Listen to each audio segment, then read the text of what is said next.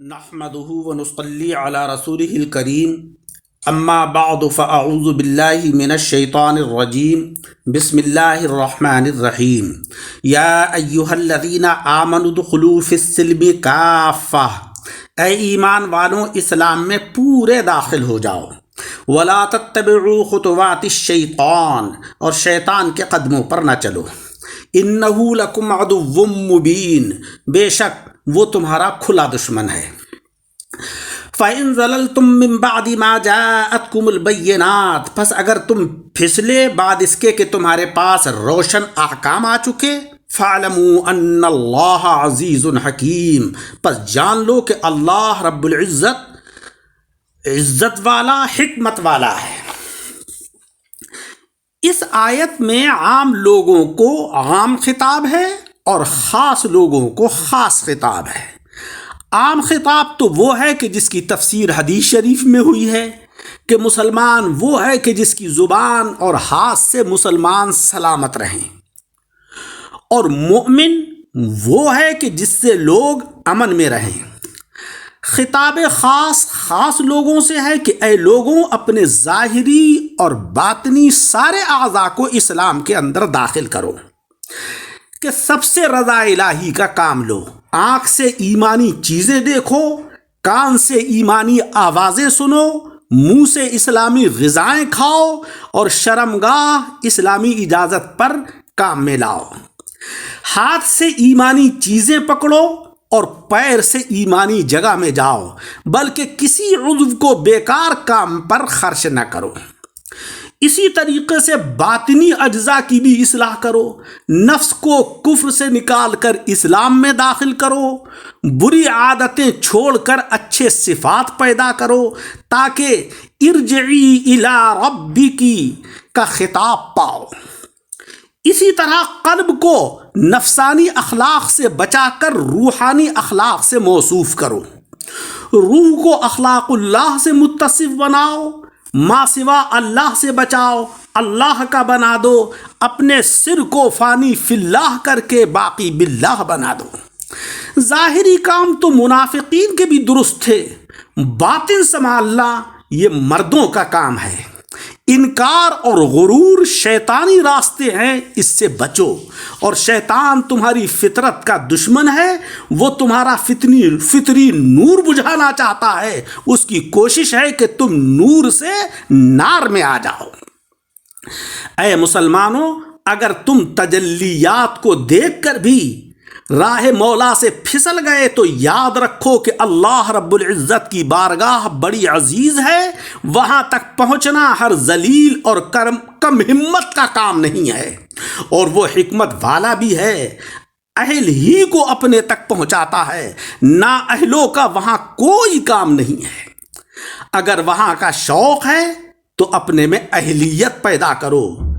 ان تمام باتوں کی تفسیر یہ دو شعر ہیں: تجھی کو دیکھنا، تیری ہی سننا، تجھ میں گم ہونا، حقیقت معرفت اہل طریقت اس کو کہتے ہیں۔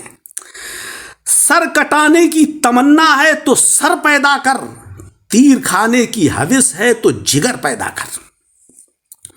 اس آیت کی دوسری تفسیر یہ ہے کہ مومن کا ابتدائی دور تو یہ ہے کہ وہ اسلام میں پورا آ جائے، اور انتہائی دور یہ ہے کہ اسلام اس کے اندر پورا داخل ہو جائے، کہ نور اسلام اس کی رگ رگ میں سرایت کر جائے۔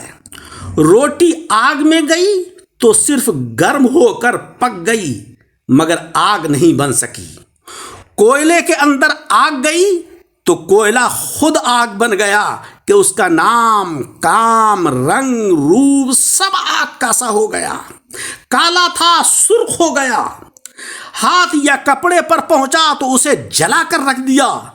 ایسے ہی اے ایمان والوں، اگر تم میں اسلام آ گیا تو تم سراپا نور ہو جاؤ گے، جہاں بیٹھو گے آگ لگا دو گے، جہاں دفن ہوگے وہاں میلے لگ جائیں گے، جس جگہ بیٹھ جاؤ گے وہ جگہ نور بن جائے گی۔ شاعر نے کہا ہے کہ جس طرف کو اٹھ گئیں عالم منور ہو گئے، میں تیری آنکھوں کے صدقے ان میں کتنا نور ہے۔ چور اندھیری کوٹری میں چوری کرتا ہے، اگر نور ایمانی رگ رگ میں رچ جائے تو شیطان چوری نہیں کر سکے گا۔ حضرات صوفیہ کرام کافتن کی تفسیر میں فرماتے ہیں کہ ہمارے پاس 4 چیزیں ہیں: جسم، دل، دماغ اور روح۔ اسلام میں بھی 4 چیزیں ہیں: شریعت، طریقت، حقیقت اور معرفت۔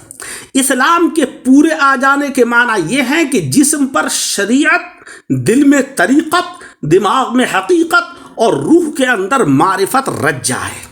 اس وقت مومن تو آئینہ ہوتا ہے اور آقا علیہ السلام آئینہ دار ہوتے ہیں۔ آئینے کا فوٹو اپنے اصل کا نقل ہوتا ہے کہ اصل پر جو حرکت و سکون طاری ہوتا ہے وہی آئینے کے عکس پر طاری ہوتا ہے۔ اسی طرح مومن کے جسم، دل، دماغ اور روح پر وہ واردات طاری ہوتی ہیں جو اس مدینے والے سرکار کی طرف سے وارد ہوں۔ اللہ رب العزت اس قال کو حال بنا دے، آمین۔ اور اس آیت کی تیسری تفسیر یہ ہے کہ اے مسلمانوں، تم اپنے جان و مال رب کے ہاتھ فروخت کر چکے، اب اسے سپرد بھی کر دو کہ ہر کام میں اس کی اطاعت کرو۔ شیطان تمہارا فطری دشمن ہے کہ وہ ناری ہے، تم نوری ہو۔ وہ تمہارے پاس دوستانہ شکل میں آ کر تمہیں خیانت پر آمادہ کرے گا۔ خبردار، امانت میں خیانت نہ کرنا۔ اگر تم نے تسلیم سے سر پھیرا تو خدا غالب ہے، جبراً اپنی چیز تم سے لے لے گا اور پھر تمہیں کچھ ثواب بھی نہیں ملے گا۔ صوفیہ اکرام فرماتے ہیں کہ دنیا پھسلن بھی ہے اور یہاں اندھیرا بھی ہے، کہ جب راستے میں پھسلن اور اندھیرا دونوں ہوں تو مسافر کو ایک لاٹھی بھی چاہیے جس کی ٹیک سے وہ پھسلنے سے بچ جائے، اور روشنی کی بھی ضرورت ہے تاکہ غار خار وغیرہ میں پھنس نہ جائے۔ عشق مصطفی دنیا کی شمع ہے اور شریعت مصطفی یہاں کی لاٹھی ہے۔ اگر مسافر کے پاس یہ دونوں چیزیں ہیں تو انشاءاللہ بخیریت منزل مقصود پر وہ پہنچ جائے گا، لیکن اگر ان دونوں سے الگ رہا تو پھسل کر غار میں گرے گا، خار میں الجھے گا۔ اسی لیے اللہ جل شانہ وعم نوالہ نے فرمایا کہ فَإِن زَلَلْتُم مِّن بَعْدِ مَا جَاءَتْكُمُ الْبَيِّنَاتُ۔ شاعر نے کہا ہے، ذرے عشق نبی از حق طلب، سوزے صدیق و علی از حق طلب۔ یعنی جب تمہارے پاس یہ دونوں چیزیں بھیج دیں تو پھر بھی ان سے کام نہ لو اور پھسل جاؤ تو تمہاری سخت پکڑ ہوگی۔ یہاں بینات سے مراد جناب احمد مجتبیٰ محمد مصطفیٰ صلی اللہ علیہ وسلم کی ذات بابرکات ہے۔ حسن یوسف دم عیسیٰ ید بیضاداری، آنچ خوباں ہما دارن تو تنہا داری۔ کیونکہ آقا علیہ السلام حق و باطل، نیک و بد میں ایسا فرق فرماتے ہیں جس طریقے سے کسوٹی کھرے کھوٹے سونے میں فرق کرتی ہے۔ اسی لیے حضور کا نام بینات بھی ہے، یعنی روشن دلائل کا مجموعہ، کہ آپ کی ہر بات، ہر ادا روشن دلیل ہے۔ جو آپ کے ہوتے ہوئے دوسروں کی پیروی کرے گا وہ ایسا ہی بے وقوف ہے جیسے دھوپ میں بیٹھ کر چراغ سے کتاب پڑھنے والا احمق اور بے وقوف ہوتا ہے۔ اللہ رب العزت ہمیں پورا اسلام کے اندر داخل فرمائے۔